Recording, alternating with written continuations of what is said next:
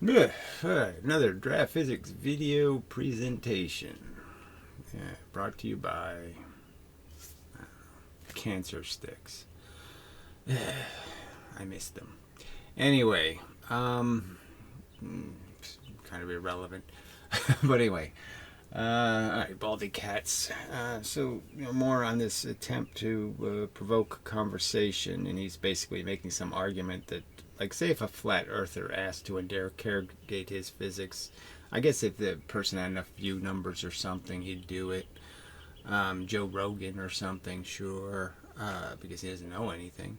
But what's so complicated? And then I offer him money. If you don't really want to do it for fun, then I'll pay you to do it. And I still can't get a straight answer out of him. So he doesn't think I'm worth having a conversation, as if I can't ask a question properly or something. I don't have enough vocabulary. What's the argument? He just wants to say somehow I'm dumber than a flat earther, or somehow my arguments are dumber, yet he won't listen to any of them. And he certainly doesn't respond to anything. I mean, I do throw little questions in here and there, and he just ignores all of those. It's just, what is this bullshit? I have to keep reasserting I want to interrogate your physics. Now, yes, I have physics that's much better, but you don't want to pay any attention to it, so there's no point in arguing something you're not going to be, you don't have any will to understand. So I'm not going to be able to explain the whole theory in an hour conversation, so why would I bother doing that? So let's just talk about your silly ideas and what evidence you have to support them. And he just keeps evading the conversation. I'm not worthy. you know, because whatever the answer to that because is, dot dot dot. But anyway, it's just so bad. So there have been some quite brilliant comments on the video, so I'll go through some of those because they're quite brilliant. But let's do a little physics first. Yay, physics first, I like that. And then we'll get to the comments. And such. Okay, yeah, there's his comment. All right, so I'll read that. My response and blah, blah, blah, blah, blah. Just the bullshit. So anyway, the subject of light. I haven't really emphasized this one, but I think it's sort of an interesting point to bring up. Is the whole idea of a photodetector. We try to use our best technology to detect photons, we make something called a photomultiplier. And the idea is basically that it's just a bunch of reflectors, and the light reflects and it goes back to here and it goes to here and it goes to here. So it's reflecting off metal plates.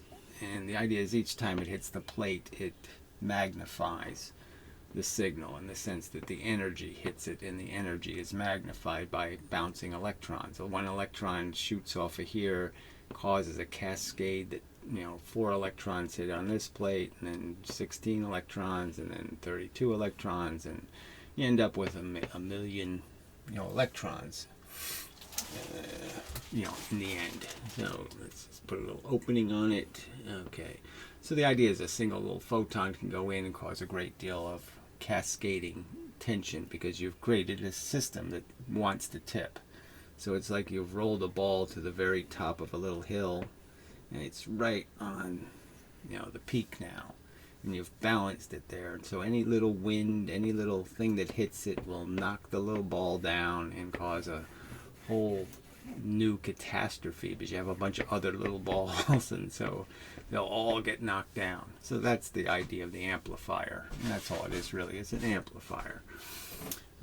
So the photon signal goes in and it gets amplified. Now the interesting fact is that you can vary the sensitivity of the device, and make it very sensitive or less sensitive. That is, it requires more energy. You can put it on a flatter peak, so to speak, a more stable condition. You can make the electron more and more stable, and therefore a little bit harder to tip. And the interesting thing is as you increase the sensitivity of the device, you start getting photon signal all over the place. It starts clicking, click, click, click, click, as Feynman would say, click, click, click, click, click, click, click. And it's sort of a, you could say, oh, well, that's just noise, or it's just, whatever, the, Thor, God, made a little vibration and caused the electron to tip. But the point is that the electrons are very tippable, and they tip a lot. And so the argument could be made is that that's because, you go from detecting energy, okay, that has to have, 5 elements to it. And then you detect energy that only has to have 2 elements to it. And then you start detecting energy that only needs 3 and 2. And, and eventually maybe you can get there all the way down to 1. Now, the odds of getting to 1 is pretty thin, just because we sort of know from the photoelectric effect, and this is a photoelectric effect in a sense, that the key to tipping one of these electrons is you sort of have to hit them twice before they rebalance. They're wobbling, and while they're wobbling, you have to hit them again, knock them over. It's the tipping point argument. So there might be a minimum sensitivity. But the very fact that the detector starts picking up smaller and smaller bits of energy, and as you go more and more sensitive, it starts receiving more and more photons. It starts seeing all these pieces that I've been arguing are flying around. Pieces that are too small for us to see as photons, but are in fact energy that does heat us and hit us and all of that crap. It doesn't vibrate us. It just doesn't vibrate us enough to knock over these electrons inside of our eye. Our eye is a pretty bad photodetector, where this piece of electronics can do a lot better. And so what it's really seeing is cosmic background. It's seeing a bunch of stuff in the energy, in the universe. And you could argue that theoretically it's seeing gravity. It starts detecting gravity, that the photomultiplier is a energy multiplier, really, and that all you're doing, energy in this form of quanta, and then all you're doing is you ramp it up as you start seeing all the energy that's really there all the time, and that energy is in fact gravity. So you could argue that this device is maybe a gravity detector. That they maybe should be pointing it more at more interesting things to see if they can detect this presence and absence of this force called gravity. And they make a more massive object, maybe they'll see less. If they stick the multiplier right up next to a big massive object, maybe they'll see less than they'll see with a less massive object. Rather than just relying on opacancy, for example. Like you could put it next to something. Obviously, if you put it next to a big something, all the light is going to be blocked. So if I put the detector right up next to it, I might not get much, because obviously the light can't travel through the object. But they might be able to make it, if they do the experiments well enough, they could detect maybe a difference between just opacancy, how opaque the object is, and how but see, being opaque to gravity is a little more complicated. But anyway, versus transparency versus mass. But anyway, it's a thing worth thinking about. It's a kind of device that maybe someday I should invest in. Anyway, so just do a little physics before we start the physics. Anyway, the conversation about how to do physics. So that's another point worth raising here. Is that, obviously I've pointed out, I'm not suggesting there's new evidence of something. We all have to live in the same universe of experiments. So if we call the experiments these things, these dots, and the idea is that the experiments are sort of like facts. And so here we have some facts. Now, they're doing this. They're saying, well, these facts look like us to be, Mickey Mouse. Yeah, or Jimmy the Gorilla. Okay, that's what they say the dots connect and add up to. I'm saying no. It's really, he's actually a unigorilla. He's a unicorn gorilla.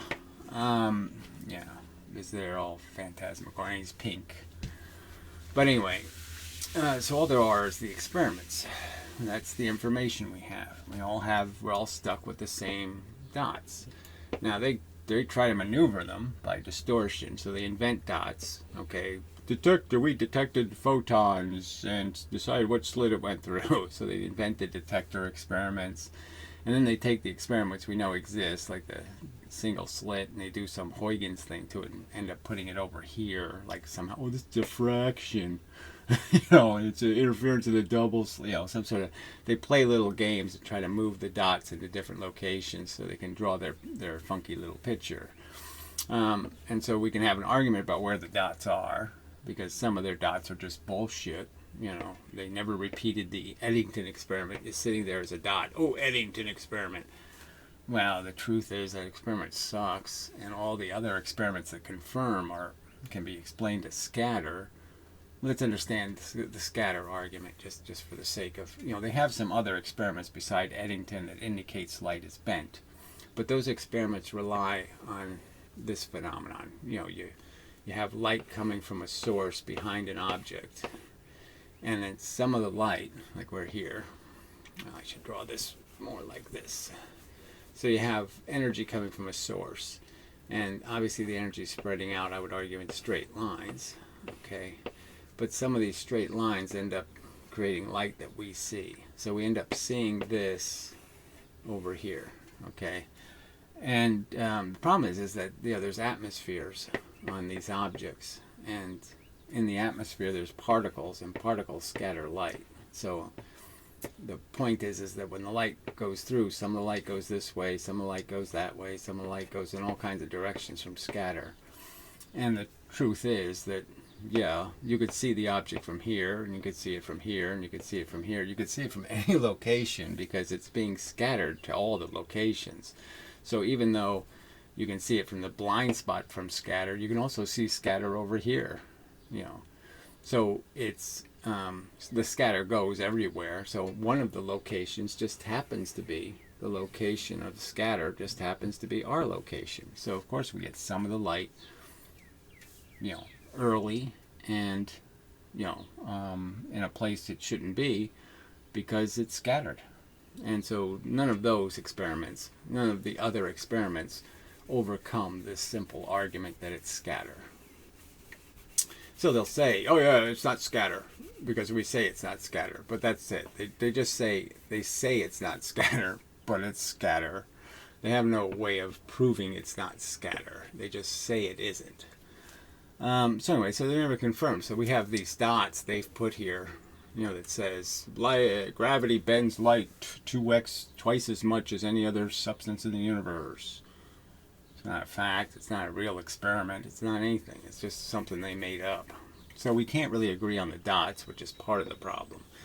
Now, clearly, if we could agree on some dots, my argument is like in the radar experiment, you can use the argument from scatter or from photons interacting. Well, you don't even have to interact, right? They just have to be in phase or out of phase.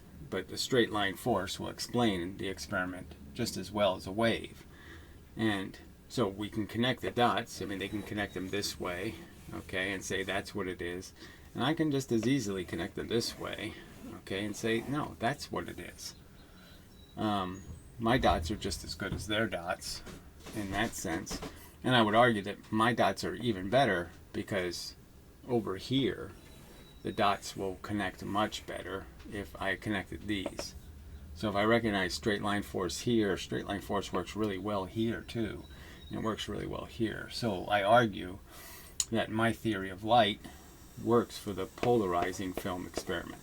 Okay, it explains why, you get zero light when I use these two filters, and yet I pop another filter in going this way, and all of a sudden I get to 25% of the light.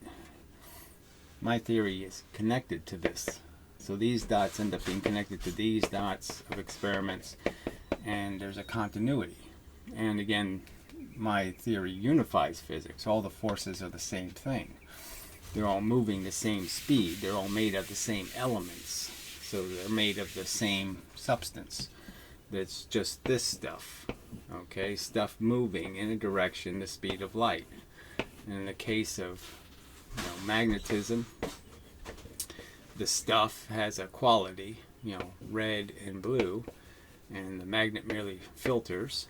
And then in the case of gravity, it's just this stuff, but the frequency isn't too normalized. The frequency is inconsistent. So without a consistent frequency, it equals force, but no light. No capacity to detect it by detecting its frequency. But it makes it all consistent. I can explain the attraction of gravity, I can explain the attraction and repulsion of charge, and I can explain magnetism with the same mechanism. So my drawing is looking a lot more coherent than theirs.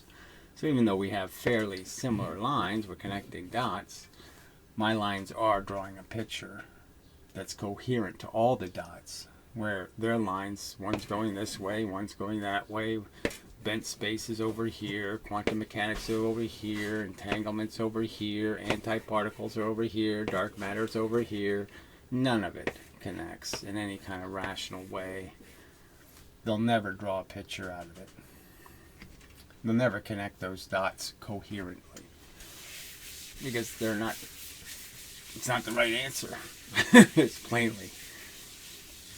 They should know they have to unify. They should know it's not just a coincidence that all the forces move at the same speed, all the elemental forces. Not a coincidence that gravity and magnetism and light have the same speed. Alright, that's probably enough of a preface. So on to the... Oh, what the hell? Why is this so complicated? Why can't you just ask to interrogate somebody and they either are willing or unwilling?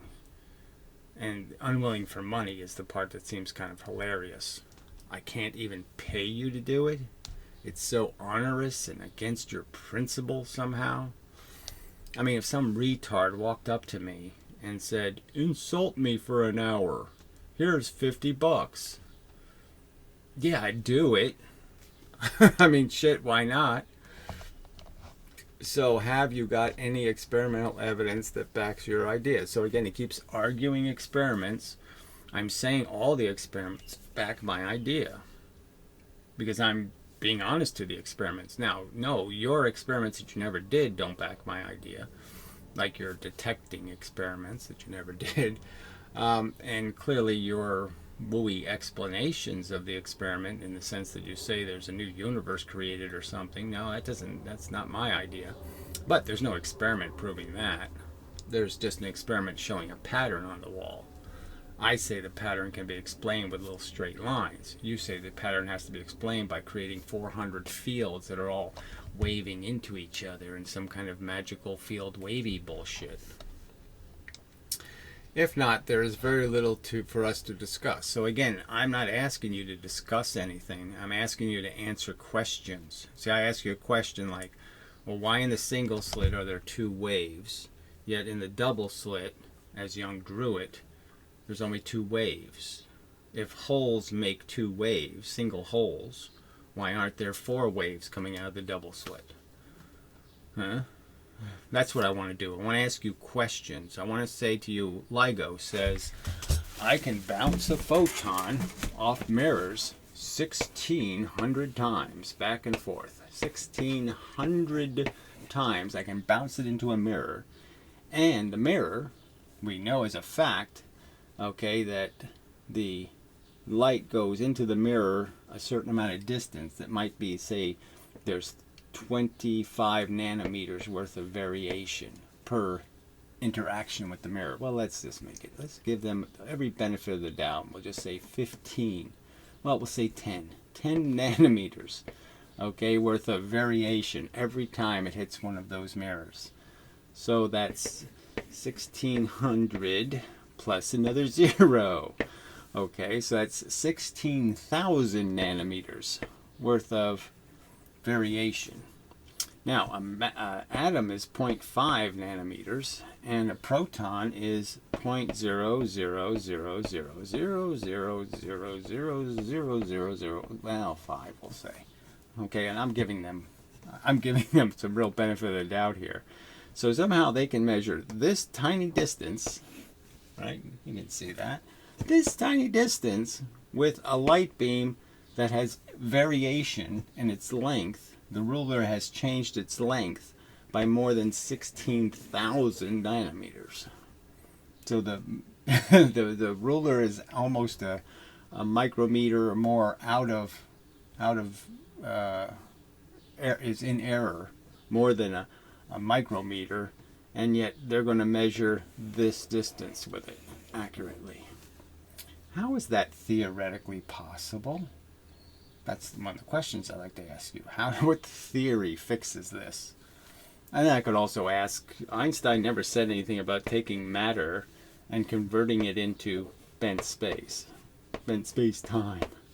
He never suggested there was any way you could do that you could make bent space out of matter. He said you can convert it into energy, okay? And the only forms of energy we know of are, physically impact matter. They're not benign in some way. So how exactly does that happen? How do you create this special kind of bent space stuff, where you contract it this way and you expand it this way, or whatever that is. You do whoa, whoa, woo, whoa, woo, whoa, woo. And it's somehow not made out of any real force. It's not made out of anything we know of as energy. How does that make any sense? Why did Einstein say you could do that? It's supposed to be based on Einstein's theory. By the way, Einstein said you'd never see a Einstein ring, and Einstein said you'd never see a gravitational wave even if there were such silly things. How come he was wrong? That would be the question. Why was Einstein wrong about that? Why was he stupid not to realize that the wrong shaped lens magnifies? Why didn't he understand that the wrong shaped lens is great? Having exactly the opposite shape of a magnifying lens is a great way to magnify things. Anyway, so all the experimental evidence backs my ideas. Just a fact. You guys cite experiments that have never been done or repeated. So we have the Eddington experiment, never repeated. 100 years old, just need a telescope and an eclipse from Earth. Had a perfect eclipse, 3 years ago or whatever it was, over the most technically advanced areas on planet Earth, and yet nobody repeated the experiment. Why, I wonder? We have all this space technology, great cameras, great technology, never applied to do the experiment correctly or properly or better.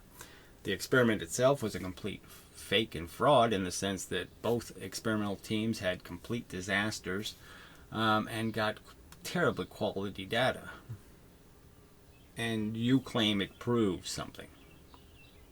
I'm claiming it's like the most unscientific claim you could make is that you've somehow proven anything with your paper-mache'd fake dinosaur head. Okay, it's Eddington sucks as an experiment. It's just flawed. It's even theoretically in trouble right from the start with the technology he was using. It's a dicey experiment to be possible anyway. It's terribly lame. So what evidence do you have for this magical 2x bending of light? Oh, you don't have any. You just keep telling us it's the truth because you say so. Anyway, I have played numerous physics professors inaccurately describing the experimental methods, both how the experiments are done and what experiments have been done. The results of the experiments as simple as the single slit. That's right. They can't describe the simplest experiments accurately, and we're supposed to believe them when it comes to LIGO. When I point out simple things that can't possibly make any sense to somebody who has any logical skills, how do you take something that has an error margin in it, that's, thousands of times more error than what you're claiming to measure? How can your margin of error be higher, than the decimal points you're saying your results are capable of? I mean, that's a fundamental scientific error. Anyway, you are the ones with claims that go beyond what the evidence reasonably supports. That's right. It's all Your horses are so far ahead of your cart that there's no connection. They're grazing in a field somewhere, way far away from anything called carting. You've jumped the evidence like Fonzie jumping the shark. Anyway, you don't really think LIGO can measure 1/10,000th the diameter of a proton with a light beam, do you? That's the question. Could he answer it? No. I mean, it's a simple question. Why not answer it? Why not show how this whole conversation doesn't need to take place because you're so certain? All of this science is brilliant. Okay, I asked, will you give me, and I put in quotes, the opportunity to publicly interrogate the credibility of your physics truth. What you say is so convincing. We have this gigantic pile of evidence that makes it overwhelmingly impossible for you not to believe that particles have ESP and are communicating with each other, and they're entangled and they don't know where they are, and they're in superpositions of different locations. No, I'd like to interrogate you on whether you have any evidence to support these wild and fantastic stories you're telling.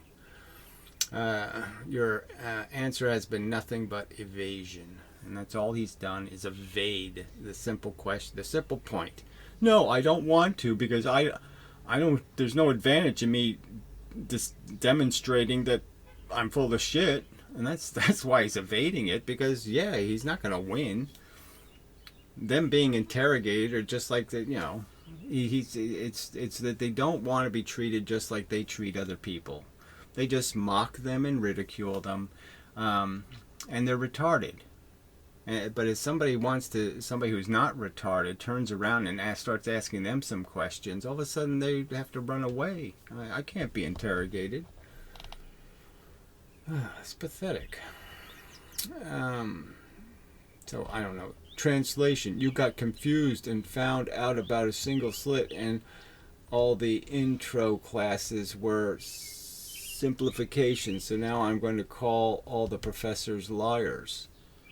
Well, when the professors can't draw a single slit, right, where they're putting something that's 1 millimeter apart, and they draw it as if it's 10 meters apart, well, that's pretty silly, because there was nothing making those two patterns, on the wall separate from each other. Simple little things like that. They claim they did a detector experiment that there's no theoretical grounding for even attempting, let alone succeeding in doing. And they're telling us what the results are. When you turn the detectors on, the photons go back to being just normal little photons going in straight lines. Well, no, the speculation would be that they would get even more scattered. Yeah. So why don't you do the experiment and see if they get more scattered? Such dumbasses. Anyway, so perv action, a really good comment here. So I'll read that one eventually. Anyway, I don't know if I need to read it, but it does help to go through. I mean, it's just I wish I was able to write as well.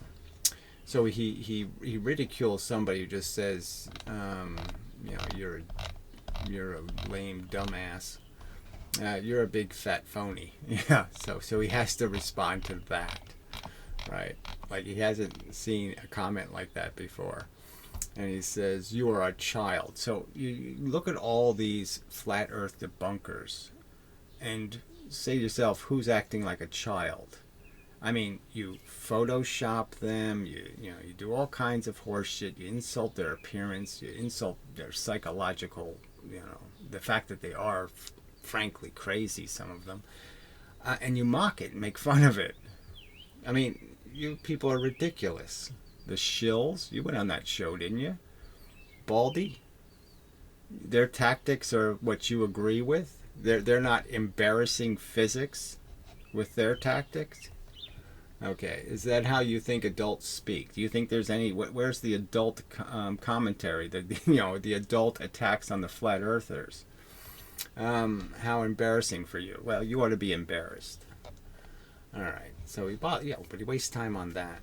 Okay, and so then he says to me, saying all experiments support your ideas is so you can say it, right? You can say the experiments support my theories. You can say it. I'm not allowed to challenge it, right? You won't allow me to challenge your statement that the evidence supports your wacky, wavy bullshit when I'm saying clearly it doesn't support it. You can't even support the magnetic field lines you think are moving. Okay, I can show you how that's bullshit, but you don't want to hear it. You want to run away from it. Okay, your idea is like a flat earther saying science debunks space. Well, I don't even know what that even means. It's so fucking stupid. So you've made an analogy. You've compared me to a flat earther. Fine. I don't think you have any evidence to support that. I don't think I've used any of their tactics or their methods or anything like. I don't think you could quote anything I said that sounds like science debunks space. Why don't you quote something I actually said? You little weasel. I mean, it's just such bullshit. But I will call you a religious fanatic because you do everything the religious fanatic does. You exaggerate and lie, and you try to pretend the evidence isn't what it is. You make up stories. Okay, all I'm asking, and then you behave like a gang, a mob, and just say if you're not part of our mob, then you're an anti-science person. And we are able to ridicule and make fun of you and do all kinds of other shit. We'll try to trip you. You know, we'll do all kinds of crap that won't have anything to do with a stand-up argument. All I'm asking for is one single experiment that backs your ideas. Well, I just pointed it out. You name an experiment, I'll show how my idea explains it better than yours. That's the challenge. I can't make new dots like you. I'm not a crook. I don't make new dots. I don't make up experiments. I have to deal with the ones that actually exist, and I have dealt with them. Okay, if you can't give me a sensible answer here, well, I don't know. It's not sensible to say, well, until you show me the experiment that doesn't fit, I'll tell you all the experiments fit. That I can explain the experimental results with my theory, that there's no need for a wave anywhere. Okay, how can I assume you'll give me a sensible answer live? So more crap. I'm supposed to give you answers, right? I asked to ask you questions and have you answer the questions, and he can't get that right. So it's just like the single slit. They can't describe it right to save their life. I mean, he added that, right? He must have added that. I didn't read that before. I mean, that's just so bad. How can I assume you will give me sensible answer live? I don't have any obligation to give you an answer. I want you to answer my questions. Single slit, 2 waves. 2 slits, 2 waves. Where is there any consistency in your application of your Huygens theory? Where did your Huygens theory make any frickin' sense? Because you don't consistently apply it. How can you call it a principle and then violate the word principle by saying it's not a principle? We can change it any way we like. I mean, simple experiment. A frickin' hole and you shine light through it, and you can't come up with any sensible explanation for why I should believe there's wave functions interfering with each other, possibly causing many universes to exist. I mean, it is such a bullshit story. Anyway. Terrible. Just awful. Alright. So, to that, a couple of people responded. Very nice. Thank you. Okay. So, here's my response. Oh, and Baldy responded to it. So, let's see what bizarre evasion will come up next. I mean, this is so pointless. I mean, they're just such cowards. Okay, I think, well, let's not read it too soon. I think doing physics in comment sections is bullshit. You know, I think this Twitter version of, you know, I'm capable of, you know, doing this whole modern communication thing. I can talk and I can make rational arguments. I can draw on a drawing board. You know, we can do it in a more elaborate way. Why do we have to go back to exchanging notes? Now, if that was all the world needed, why did they have the Sauvé conference? Why did they think that was a good idea? The very thing that created your quantum mechanics, right, was a conference, having a conference where people argued.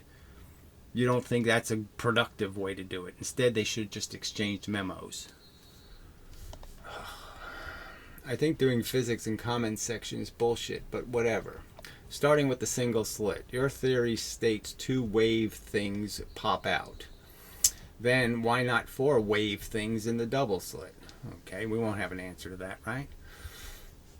I mean, there's no point in me asking the questions because you won't answer them.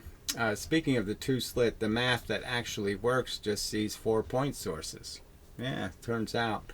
The 2 inside surfaces and 2 outside surfaces. The inside surface is producing the envelope pattern.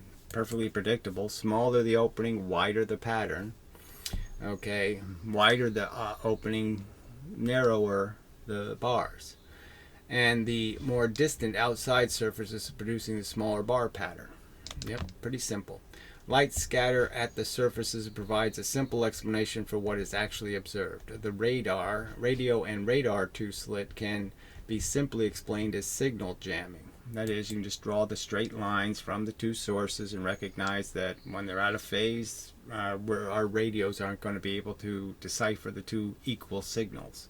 One of them has to be stronger than the other. Confirming no need for wave theory. Your physics tells us what happens when you attempt to see what slit the particle went through. Yeah. Yet there is no evidence any such experiment has been performed. There's nothing in the record demonstrating any time anybody ever tried to make a photon, a passive photon detector, because it's not possible. And as I pointed out, electrons are so small that you'd have to be you'd have to be a pretty big idiot to think a photon that has huge polarization. So let's understand the polarization of a photon. Okay, the little tiny thing is actually gigantic compared to the size of an atom. An atom is that big compared, it's even bigger.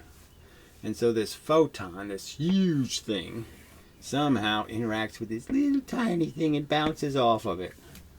How does that happen exactly? That doesn't make any frickin' sense at all. So how could you possibly see something much smaller? It's like seeing a Volkswagen by crashing this Queen Mary into it. Okay, so you take the Queen Mary and you plow it into a Volkswagen and you see how much the Queen Mary reflects, and that'll tell you that you hit a Volkswagen. Yeah, sure it will. Pile of crap. It's just amazing. All right, anyway. All right. Yeah, there's no evidence. You also make the unevidenced claim that when a second slit is open, places where light go dark, right? So that's a fundamental to the whole quantum mechanics. Is all based on this notion that somehow the light stops going where it was going. The evidence actually shows some locations just get brighter. That's what you can say. They really don't have an experimental. They don't have any. Whatever you call it.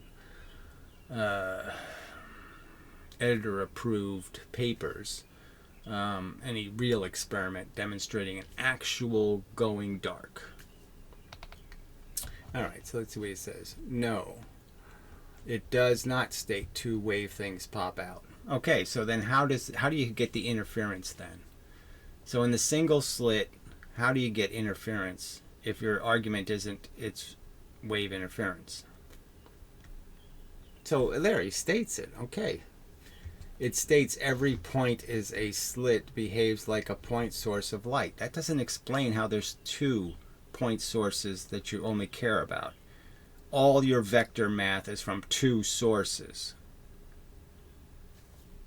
The pattern's being created by the distance between the 2 sources. That's in the math. The distance is in the math. Those are automatically 2 point sources. When you create a distance, the line has 2 points at either side of the distance. Okay, there's a distance here and a distance here. That's what that's there for, the variable. Oh God, you're such a... Anyway, I think the problem lies in that you have less than full understanding. Just more bullshit. No, I'd like to challenge your understanding, and you won't take money to do it. I want to prove you're the dumbass here, fuckhead. All right, and you're too much of a coward to show up, even for fucking money. God, disgusting. All right. The problem lies in that you have a less than full understanding of the topic. No, you do. You have a less than full understanding of the topic. Your math doesn't work. It's illogical to even talk about projecting the damn thing on a flat line screen. Okay, I mean, projecting your pattern on a flat line is illogical off the bat, and you can't even figure that part out. But quite obviously, the pattern only gets distorted with distance. There's no pattern being shot to infinite locations that are implied by doing this straight line crap. So if you were to do the experiment correctly anyway, you'd always have to display it on a curved screen that's equidistant, okay, to have the pattern be what the mathematics says. The mathematics doesn't distort the pattern, does it, retard? So if I asked you how bright is the 10th bar of light, you know, what's its size, your math will get the wrong answer, because your math is basically doing this. Your math is basically saying it's on a curved line. So you can't even get simple geometry correct. There's clearly only a certain number of these bars. Do any of your physicists ever say that? Do they ever say there's only a certain number? Oh, sorry, the line wasn't in there. You can see the drawing. This is how they project it. The math gets all of this wrong, because all of this gets terribly distorted. The bars get terribly long, okay, with distance. And the truth is, there's only a certain number of these, and the number is completely dependent on how wide the slit is. So how many wavelengths you have here will tell you how many bars you have here. That's the truth of this experiment, and none of your physicists have ever said that. None of them. You're the ignorant one. You're the one who has underthought about these subjects. You obnoxious troll. Okay, which is why it seems odd to you. No, it doesn't seem odd to me. It's silly, stupid, and wrong. It's wrong. You keep telling us what right is, and your right answers are wrong. Okay, you've misdiagnosed all over the place. Just like plus and minus, you got the wrong answer, and you won't let go of it. That's simple. Oh, God, it's just so... They're so fucked in the head. You ask simple questions, you get bullshit answers. Just absolute bullshit. I mean, right there. Just let's look at that again. No, it does not state two wave things pop out. Yeah, it's the way every physicist draws it. So yeah, I mean, this is just such horseshit. Anyway. All right, so let's do some of the. Well, we'll just like I said. Why should I read it? You can read it yourself. I mean, it's a lot of stuff. So perv action does a good job here. I have to give him credit. It's about interpreting available evidence rigorously. Now, why isn't let's see if Baldy would answer this comment, right? This comment. Let's see him answer this comment, but we won't see that happen. It's about interpreting available evidence rigorously and consistently, keeping track of arising contradictions. That's right. There are reasons that something doesn't fit, and you either have to get rid of that, by understanding, oh, that was just a glitch.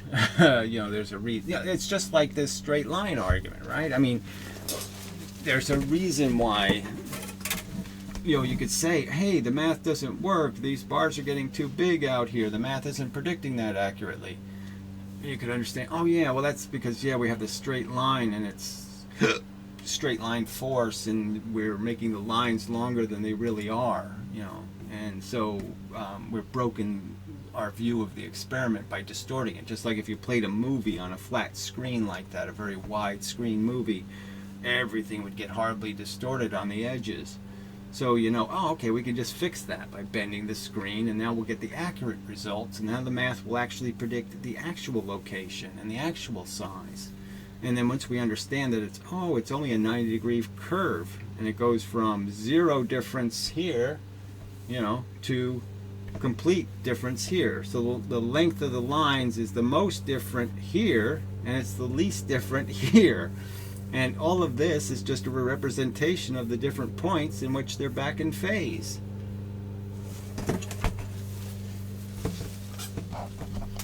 amazing. Please remember any of the moments when you thought inside, hey, physics consensus, are you sure about that? Doesn't X kind of contradict Y? Never mind, they probably know better. I know it's tempting to keep bending the knee to the naked emperor, but the fabric of space-time is the same one his invisible clothes are woven from. Dark matter, dark energy, parallel universes, spooky action, anti-everything particles. Yeah, the anti-particles. You could just go on and on about that nonsense. What do they do in the atoms? Oh, they just sit around, drinking tea. Don't these have very appearance of a story coming apart at the seams and hanging by a thread? Question mark. Yeah, it'd be nice. Yes, that's what it has to me. Every appearance of just complete nonsense, because you try to visualize it for a second, it doesn't make a damn bit of sense. Still anti-photons? Oh, please. Rationally, there are exactly 3 dimensions in true empty space. Well, there's 3 dimensions, period, as dimensions. Dimensions have a definition. They're perpendicular things. They're things that are perpendicular to each other. And there's only 3 possible perpendiculars. That's all there is. You can't make any more perpendicular lines. That's the end. 3. 3 lines, you're done. All done. 3 lines. 3 lines. All done. No more perpendiculars. No more 90-degree angle drawings possible. So we're done with dimensions. Alright, well, I won't read all this, but thanks for typing it. It's a nice little bit of poetry and such, as saying things poetically goes. So anyway, but he makes the point about, if at this point you want to bring up other issues with frequencies, those do have their own expressions. Go higher in concentration and pressure, frequency becomes interpretable signal. Well, anyway, I'm not reading it very well. But the point there would be also the polarization point. The reason why high frequency light is stronger than lower frequency light partly has to do with the fact that high frequency light hits a smaller location than higher frequency light. Duh. Obviously, the electrons in that area are going to be more affected by it because more of it's going to hit them because it's more concentrated on one area. Okay. Not only is it bullets coming faster, the bullets are hitting more accurately. Something your physics doesn't even realize. It's totally clueless regarding. Not a single physicist has ever observed that simple correlation between increasing the frequency and narrowing the polarization. You're void in terms of realizing something that's so simple and elemental. Such a simple correlation that exists. Just like the correlation that it should be called the speed of force, not the speed of light. Because all the forces move at that speed. And maybe you would understand. So what is there to say to this asshole? I mean, he's just such a coward. To sit there and play this game after I make the comment, I do what he asks me to do, I write this crap, and then he sits there and just completely evades it again. So he answers one part of the question, which isn't really an answer, right? Because clearly you've seen them all draw the single slit as wave interference. It states, so that's just bullshit. And then he does this nonsense. I lack understanding, therefore he won't argue with me. He won't allow me to interrogate his physics because somehow he says, what? I can't ask the questions? Yeah, I can. You clearly want to evade it. Okay, so you are demonstrating exactly the cowardice I've been arguing exists. You people can't even be bribed to show up to the fight. You're such fucking cowards. God damn. Alright, that's it. But what a disappointment. No fucking character at all. Just a weasel. A fucking troll. That's all these people are. They're just trolling retards. Because if somebody with a real argument shows up, they run the fuck away.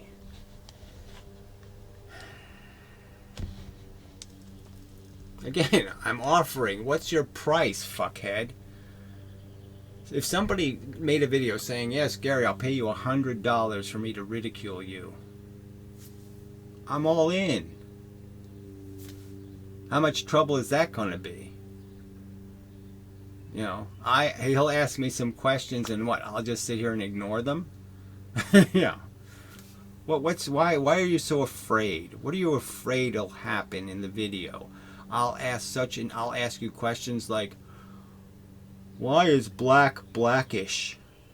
Is that what you think is going to happen? And you'll be like, oh fuck, I don't even know how to answer that. It's so stupid. It's not blackish, it's non-lightish. It's not reflective, you see. It's not black. It's an absence of color. It's an absence of energy. It's an absence of stuff. When nothing is happening, it looks black. When something's happening, then it looks like a color. See, it's answerable. Even a dumb question is answerable. You don't think you do the world a favor by having somebody who's dumb and stupid ask you questions, and then you could point out how, oh man, you're so dumb and stupid and so ill-informed. You don't think that's exactly what you're doing when you're insulting the flat earthers, and yet you won't let a flat earther interrogate you if he paid you to do it? I mean, you're just such a coward.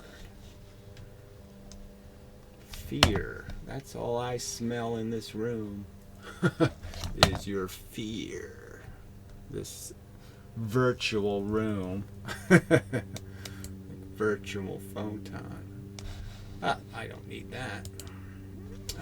Yeah, so we'll call it a video. Sorry, I didn't think it was going to be that stupid a reply. I really didn't think it'd be that stupid.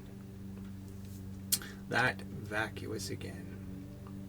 But I really can't concede that these people are so dishonest. I mean, part of me says, no, they love science, they like physics, they like, mechanical things, they like talking about abstractions and ways of thinking and solving puzzles, right? This is a puzzle to be solved. And they're just unwilling to talk about any of the puzzles they've already solved. They only talk about ones that are unsolved, so to speak, because they know they cheated on all of those old ones. All of their puzzle solutions are crap. And that's really the game. This is want anybody looking back to see if they cheated all over the place. Anyway, alright, I give up. So, till the next time and such. Another disappointing day on planet Earth.